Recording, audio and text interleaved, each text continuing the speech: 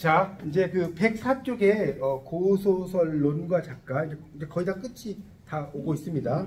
아까 지금 불어 괴력 난신 104쪽에 세 번째 단락에서 네 번째 단락 있죠? 불어 괴력 난신 하다가 좀 쉬었어요. 맞죠?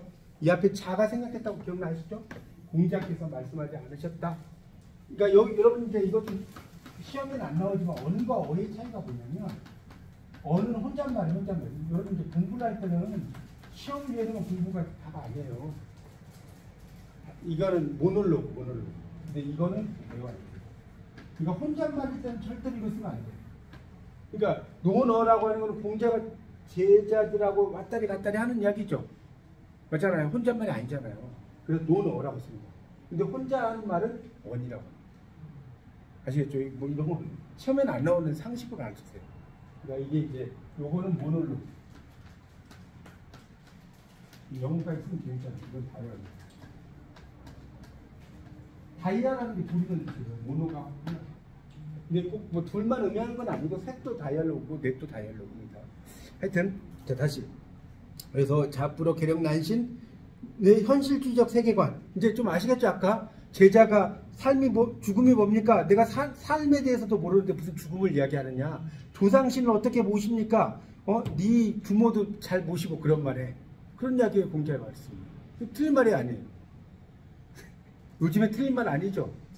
삶에 대해서 여러분 아십니까? 잘 모르잖아요. 근데 죽음을 어떻게 알고 또 내 살아있는 부모 모시는 게 더 중요하지. 돌아가신 뭐 부모님은 돌아가셨다고 잘 해봐야 물론 이제 보고 계신지는 모르겠지만 하여튼 그렇죠. 하여튼 그래서 이 불어 괴력 난신 아주 유명한 말입니다. 자 그 다음에 그래서 이제 그 밑에는 좀 넘어가고 다 일일이 설명하려면 끝도 없어서 넘어가겠습니다. 그 다음에 이제 이 아까 제가 말씀드린 이야기가 어디 나오냐면 105쪽에 나오는데 104쪽의 마지막 줄부터 좀 볼게요. 104쪽. 신부의 납치가 장애 요인으로 나타나는 서해 무릉기에서 불교적 초월주의 색조가 시종하여 그러니까 처음부터 끝까지 쭉 나온다는 거예요. 작품의 배경으로 깔린다. 주인공 탄생 시의 신이몽 그러니까 기이한 꿈이라는 뜻. 신이몽이라는 거는 기이한 꿈 이렇게 써놓으세요. 말이 좀 어려우면 고쳐 써놓으세요. 주인공이 납치된 신부의 행방을 찾아 헤맬 때 금산사 미륵불의 현신인 한 신승의 계시를 받는 것. 아까 소전은 낭자라고 그랬어요. 낭자의 꿈에 금산사 부처가 나타나서 양인의 해우가 임박했다. 또 80년의 해로 끝에 금산사 부처의 인도로 함께 극락세계로 올라간다. 이런 것들도 초월주의적인 이야기. 기저가 뭐라고 했어요? 기저. 바탕. 바탕에 깔려있다. 자, 그럼 이제 보세요. 이거는 제가 아까 어디에서 이야기했냐면 거기 그 앞에 막 이야기했었잖아요. 거기 뭡니까? 99쪽 다시 펴보세요. 99쪽에 첫째, 둘째, 셋째, 넷째 어쩌고 있었죠. 그 99쪽에 그 김원정과 서해 무릉기 사이에는 뭐 병렬성이 어쩌고 나오잖아요. 그걸 도표한 거예요. 그걸. 이게 이렇게 보는 게 훨씬 더 쉽잖아요. 그래서 그렇게 알면 됩니다. 그래서 주인공의 변신 다시 볼게요. 김원정은 탈갑 변신. 자, 이런 걸 변신 모티프라고 그랬어요. 변신 모티프. 써놓으세요, 막. 변신 모티프. 장원급제. 신부 납치는 구두괴물. 구두괴물이 뭐라고요? 머리가 9개 달린 괴물. 메두사 생각을 메두사. 그 다음에 산적 외장. 그 다음에 납치장소 지하구. 백두산. 그 다음에 신부 구출방법 신의적 투쟁. 현실적 위계. 위계는 거짓 계획이라고 했어요. 거짓 계획. 그 다음에 복귀과정, 용왕의 도움, 장인의 도움 이렇게 된다는 겁니다. 자, 그래서 이걸 볼 때 김원전에서는 분리전, 분리, 고행, 복귀의 단계에서 일관되게 비현세적 초월주의의 문화의식이 작용하고 있음을 깨닫게 된다. 그러나 같은 납치장애물이지만 서해 무릉기에서는 비록 초월적 문화의식이 작품 내적 세계에 이제 대전제가 되고 있다는 거예요. 초월적인 문화의식이 뭐 이런 거. 그 다음에 뭐 그런 이야기가 되어 있고요. 이런 것들이 많죠. 그리고 이거 또 나오는 거 나오잖아요. 돈이면 귀신도 부린다. 아까 금백 기억나요? 아까 제가 이거 계속 나왔던 거잖아요. 금백. 그래서 뭐라고 했어요? 골드. 이거는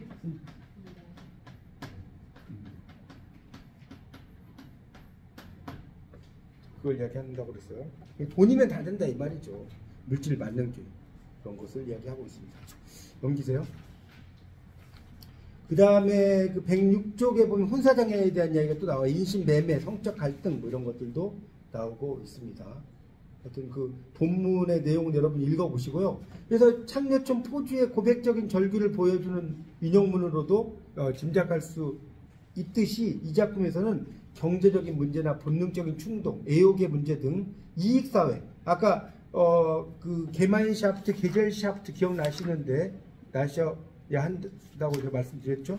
공동사회, 이익사회가 상당히 이제 이야기를 보다 보면 많이 나온다. 그래서 그런 이야기들이 이제 쭉 설명이 되고 있습니다.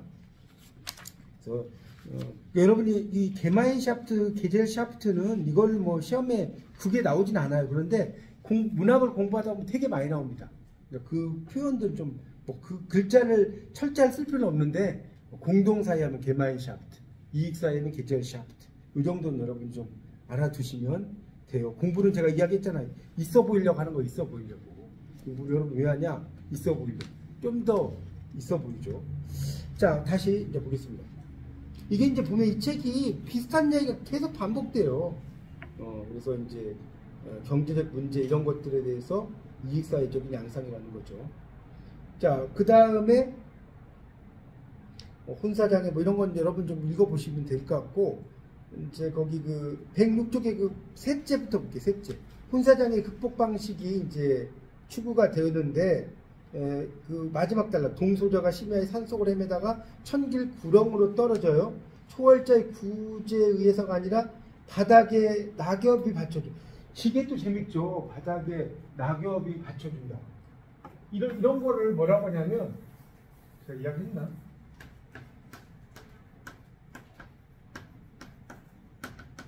이걸 데우스 마키나라고 해요.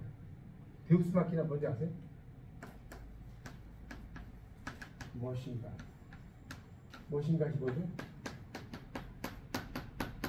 기계식. 이거 대중영화 이런 데서 나오잖아요. 그러니까 내가 이렇게 떨어지려고 죽으려고 했는데 뭐 갑자기 막 무슨 뭡니까? 낙엽이 에이스 침대도 아니고 낙엽이 있고 산다는 건 아니고 이거 이해가 갑니까? 낙엽이 얼마나 되길래? 그래서 하여튼 이런 것들 다 기계신이에요. 예를 들어 춘향이 아니지 신청이 인장수에 빠졌을 때 연꽃이 싸가지고 맞죠? 뭐 이런 게 다 데우스 마키나인 거예요. 데우스 마키나라는 게 이제 요즘에는 상당히 많습니다. 뭐 하여튼 이런 뭐 동서양의 이런 작품들을 보면 엄청나게 많아요. 데우스 마키나. 자, 그래서 다시 주제를 보면 보세요.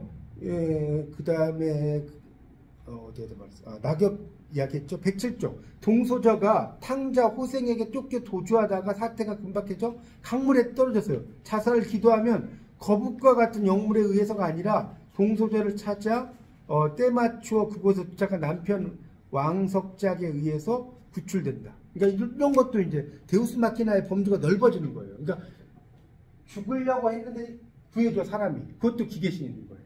그 다음에 강도의 피습으로 죽게 된 왕석장이 청길 벼랑 아래로 또 던져져요. 공교롭게도 벼랑 중턱에 있는 나뭇가지에 얹혀서 죽음을 면해. 이런 거. 나뭇가지에 매달려 신고라는 것은 아주 고생하다가 이런 이야기예요. 신고라는 게. 우리가 중국어에서 수고하셨습니다가 먼저 아세요? 중국어 수고하셨습니다. 신컬러. 신컬러예요. 그러니까 신콜라고 비슷해 가는 되게 중국 가면 되게 많이 써요. 신컬러. 그러면 수고하셨습니다. 맺고 쓰다는 뜻이니까요. 그 다음에 여기 보면 또 보세요. 드디어 혼절에서 떨어졌는데 수백 길 아래로 만경창과 푸른 바다가 펼쳐있고 그곳을 지나던 배 위에 떨어져. 야, 이거 진짜 로또 복권 1등 당첨될 확률보다 높죠. 예, 그렇죠? 이렇게 산다는 거예요.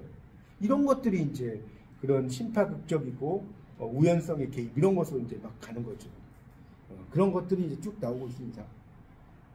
그 다음에 그 밑에 단락에 이제 혼사장의 실현에 대해서 춘향전 채봉감 결국은 아까 좀 설명드렸죠. 춘향은 원래 퇴기의 딸이에요. 기생이라는 신분인데 귀속 신분이란 건 뭐냐면 원래 내가 태어날 때 귀속되는 신분.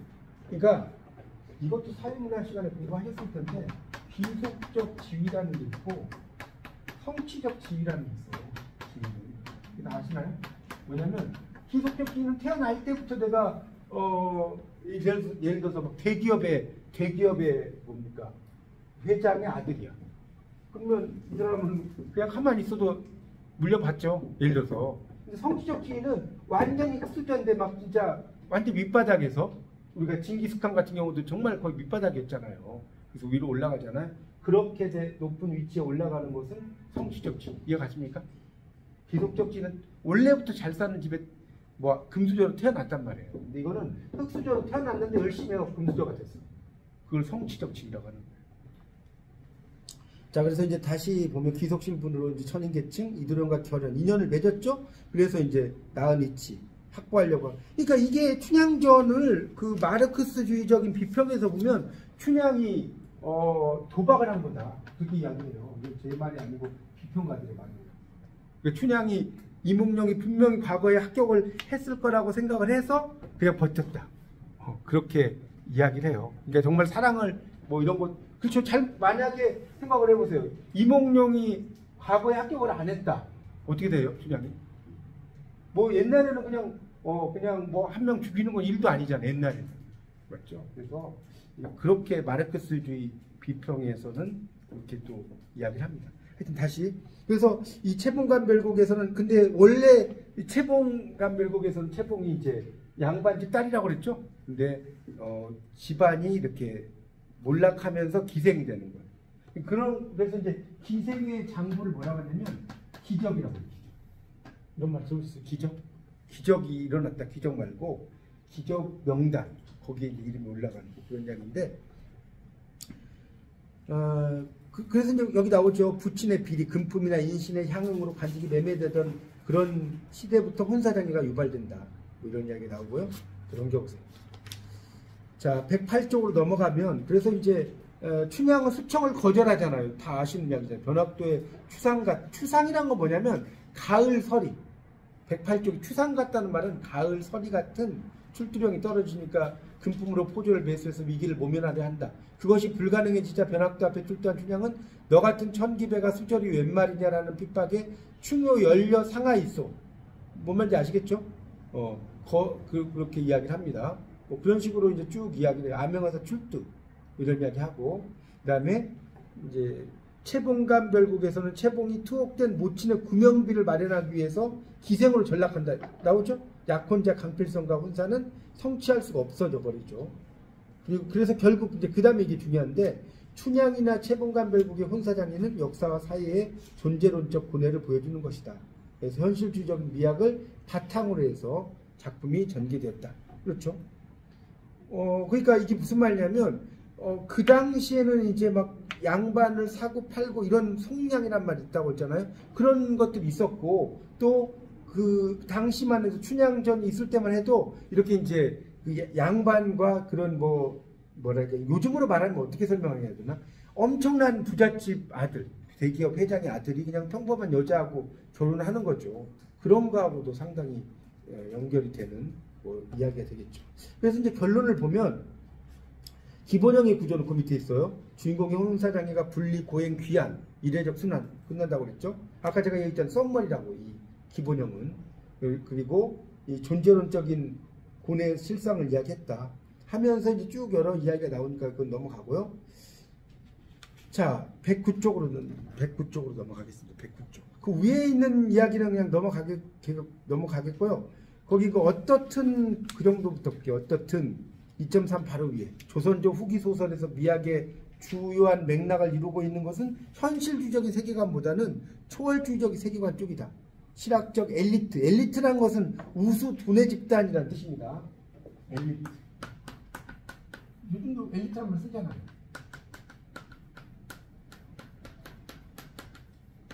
원래 엘리트라고 하죠. 엘리트.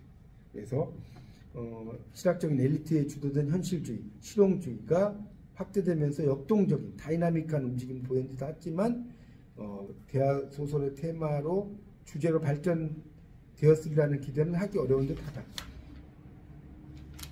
자, 그래서 이제 대장편 소설의 존재 양상에 대한 이야기가 나오는데 자, 넘어가 보세요.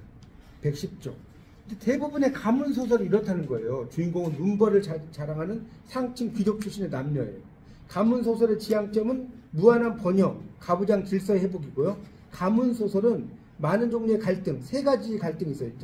세 가지가 뭐냐? 두 남녀의 결연을 가로막는 존재. 이게 무슨 장애라고요? 아까 했죠. 혼사장애. 혼사장애. 기억 안 나면 써놓으세요. 남편의 사랑을 독점하기 위한 처척 갈등. 자, 아까 무슨 가정소설? 쟁총형이라고. 쟁총형. 여기서는 뭐 가정소설까지는 아니지만 쟁총형이라고만 써놓으시면 될까요? 쟁총.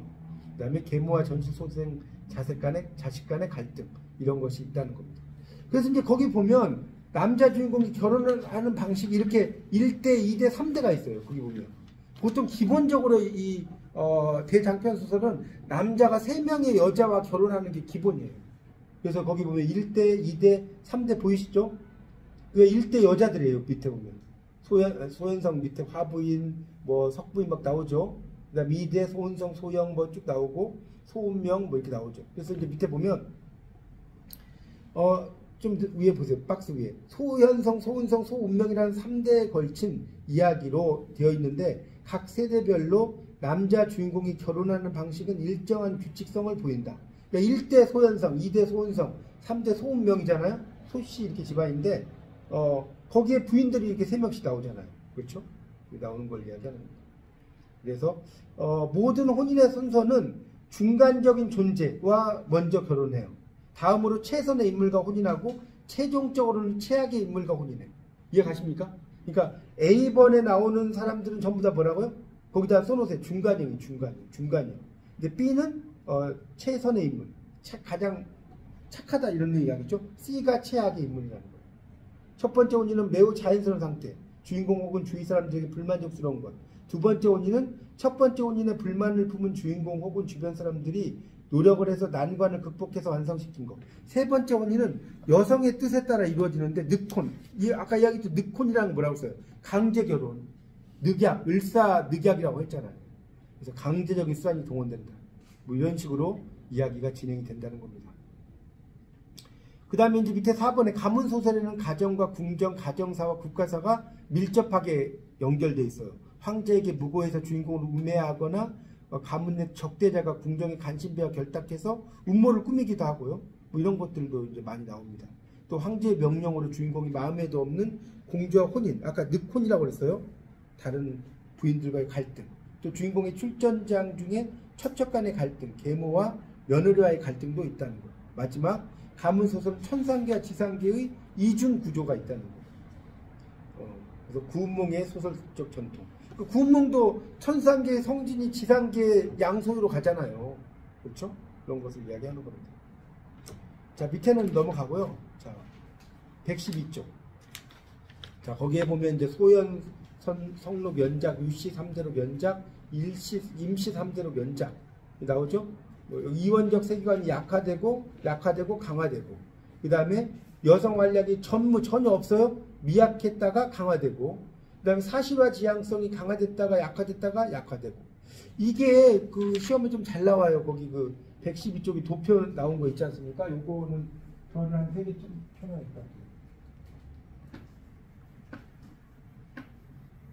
그래서 뭘 잘 보셔야 하냐면 어느 쪽에서 약화되고 어느 쪽에서 강화되는가. 지금 약화, 강화.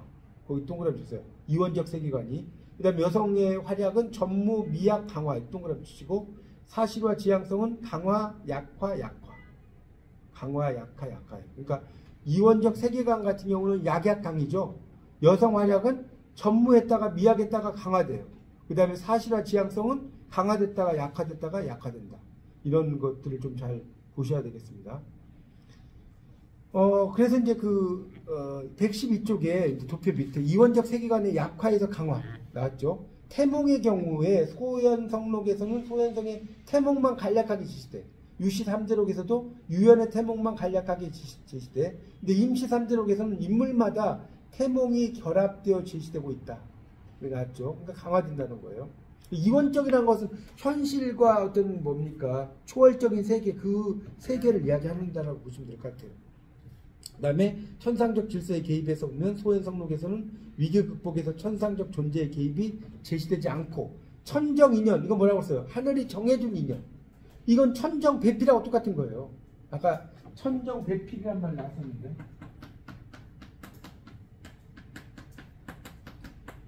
같은 말이나 같은 말. 천정배필. 그래서 천정인연. 그런 것이 강조된다.